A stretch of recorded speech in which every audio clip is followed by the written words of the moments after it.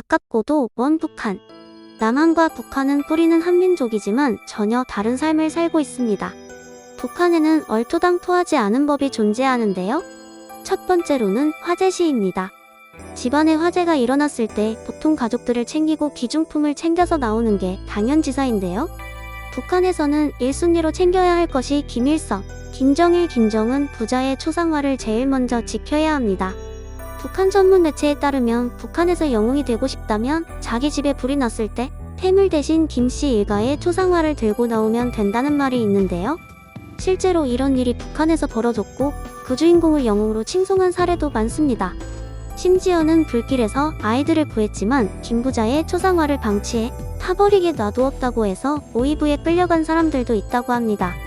게다가 북한에서는 이사를 갈 때 김정은의 초상화를 준비하지 못하면 입주조차 할 수가 없다고 하는데요. 북한에서는 주택, 사무실, 학교 등에는 김 부자의 초상화만을 닦는 전용 수건을 보관하는 정성함이 준비되어 있으며 아이들은 학교에서 물건을 배급받을 때 가장 먼저 초상화에 절을 하며 인사한다고 합니다. 두 번째로는 두발 제한법인데요. 많은 여자들이 로망 긴 생머리. 북한 여자들은 절대 할 수 없는 머리 스타일이죠. 표현의 자유가 각자만의 개성으로 살아가고 있는 우리나라에서는 참 납득이 되지 않는 법이지만 북한에서는 위 사진에 보이시는 것처럼 남자는 10가지, 여자는 18가지의 머리만을 할 수 있다고 합니다. 만약 규정에 어긋날 시 바로 잘라버린다고 하죠. 해방 후 파마머리가 보급되면서 처녀들은 따은 머리나 부인들의 쪽진 머리는 점차 없어지고 보다 다양한 스타일이 등장하게 되었는데요. 김정은 집권 이후 김여정, 리설주, 현송월이 공식 석상에 나타나면서 화제가 되었습니다. 주로 김여정은 단발머리에 단아한 머리띠를 착용해 머리를 귀 뒤로 깔끔하게 넘기는 스타일 또는 집게핀을 이용해 머리를 반만 올려 묶는 스타일을 선보였고, 리설주는 김정은 집권 초기 짧은 헤어스타일을 주로 했으며 이후부터는 부드럽게 넘어가는 앞머리에 반머리를 주로 선보였죠. 김정은은 여성들이 미를 돋군다고 하면서 머리를 길게 기르는 것은 보기에도 좋지 않을 뿐 아니라 여성들의 지능에 영향을 준다며 긴 머리는 금지한다고 강조했습니다. 머리를 길게 기른다면 인체가 소모하는 영양물질이 많아지는 이유를 들었다고 하는데 어처구니 없는 이유죠. 하지만 머리를 기르지 말라는 지침이 모든 여성에게 적용되는 것은 아닌 듯한데요. 김정은의 부인 리설주는 공식 석상에서 대체로 생머리를 길게 늘어뜨린 스타일을 보여줍니다. 북한이 이처럼 머리를 기르면 지능이 낮아진다 식의 근거 없는 지침을 내리는 건 그만큼 사회적 기강을 다잡을 필요성이 커졌음을 보여주는 반증으로 보이기도 합니다. 세 번째는 국제전화법입니다. 북한에서는 일부 무역부분 종사자와 화교들에 한해 허가를 받은 후에만 국제전화를 이용할 수 있는데요. 최근 화교들의 국제전화 이용이 더 어려워졌으며 일반인들이 국제전화를 하다가 걸렸을 경우 상살당한 사례도 많다고 합니다. 네 번째로는 옷차림인데요. 최근 북한에서는 2030 여성이 꽉 끼는 청바지를 입지 못하도록 단속하고 있습니다. 꽉 끼는 청바지, 염색 등을 자본주의적 패션으로 보고 단속에 나섰다고 하는데요. 해외 복장과 헤어스타일을 따라하는 것을 반사회주의적 관행이자 자본주의적 행위로 규정하면서 단속에 적발된 이들은 강제 연행되어 범행을 자백하는 글을 써내야 하는 것으로 전해졌습니다. 스키니진이 유행했던 한때를 생각한다면 한국은 살만한 나라였을지도 모릅니다. 다섯 번째로는 취업에 대한 법인데요. 한국과 달리 취업 걱정이 없는 반면 정부에서 배치되는 일자리를 직업으로 삼아야 합니다. 북한에서 노동은 선택이 아닌 의무이며 직업은 개인의 이익적 목적이 아니라 국가의 이익에 복종하는 충실성의 개념이 되는데요. 그렇기 때문에 직장이 마음에 들지 않는다고 해서 이직을 하는 일은 극히 드문 일이며 불가능한 일이라고 합니다. 여섯 번째, 가장 기가 막히고 코웃음이 나는 규정이긴 하지만 북한에서는 엄격히 이루어지고 있는 김정은의 충성표현법.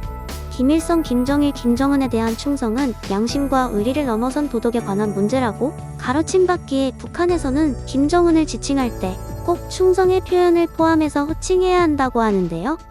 김정은을 영원한 수령님, 영원한 총비서 등을 포함해 불러야 한다고 합니다. 일곱 번째로는 피해자법인데요. 북한에서 범죄를 일으켜 가해자가 잡혀가게 되면 피해자는 가해자를 죽기 직전까지 때릴 수 있게 허용한다고 합니다. 이 점은 조금은 솔깃하고 부러운 규정일 수도 있겠는데요. 한국에서는 피해자가 가해자를 용서하기도 이전에 재판부가 먼저 죄를 용서해버리는 경우가 많으니까요. 8번째로는 여행자 감시법인데요. 북한 여행 시에는 따라야 할 규율이 명확히 제시되어 있는데요. 야간에는 호텔 밖으로 절대 나갈 수 없으며 정치 선전물을 훼손하거나 김일성 주석과 김정일 국방위원장의 사진을 접거나 찢어서는 절대 안 되죠. 이런 규율을 어길 시 억류되거나 징역형을 넘어서 사형까지 처할 수 있습니다. 한 일례로 2015년 새해맞이 관광을 위해 북한을 방문했다가 호텔에서 정치 고우물을 떼어냈다는 이유로 1년 5개월간 억류되었던 미국인 오토온 비어가 있는데요. 억류되어 있는 동안 어떤 일이 있었는지 알 수 없지만 혼수 상태로 미국으로 돌아온 원 비어는 고국으로 돌아오자마자 곧 숨졌다고 하며 그의 죄명은 국가전보금 모죄라고 합니다. 북한이 밝힌 입장으로는 그의 죄명으로는 징역 15년이었다고 하네요. 북한에 입국하는 모든 관광객은 여행 내내 북한 정부의 면밀한 감시를 받고 각 관광객에게는 여행 내내 동행할 가이드가 배정되죠.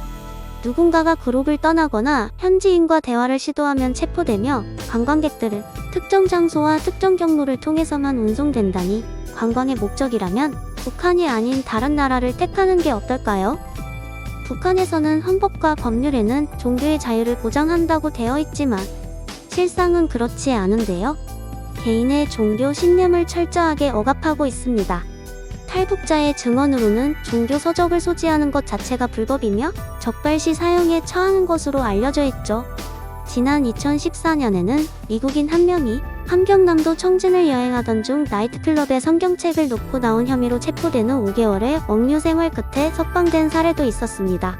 여담으로는 북한은 에너지 위기와 전기 사용 허가가 필요하고 전자레인지 소지가 불법이기 때문에 매일 밤 정전에 직면해 있다고 합니다.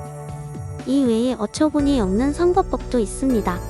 당선자는 미리 정해져 있고 유권자는 찬성표를 던지면 되는 것인데요. 투표함 앞에는 인민보안부나 국가안전보위부 요원들이 지키고 있습니다. 한마디로 북한의 선거는 형식일 뿐 사실상 인민들의 당에 대한 충성심을 시험해보는 절차에 불과하죠. 아무리 개인 사정이 있더라도 반드시 투표에 참여해야 하고요. 모든 것이 자유로운 지금에 우리가 볼 땐 그저 미지의 세계처럼 보이는 북한. 알고 보면 더 멀게만 느껴지는 곳인 것 같습니다. 그곳에 오랫동안 세습되어 온 정치를 하루아침에 바꾸기는 단연 불가능한 것. 하지만 인간이 누려야 할 자유는 차츰 밝은 곳으로 나아간다면 좋을 것 같습니다. 여러분의 생각은 어떠신가요? 구독, 좋아요, 알림 설정은 영상 제작에 큰 힘이 됩니다. 시청해주셔서 감사합니다.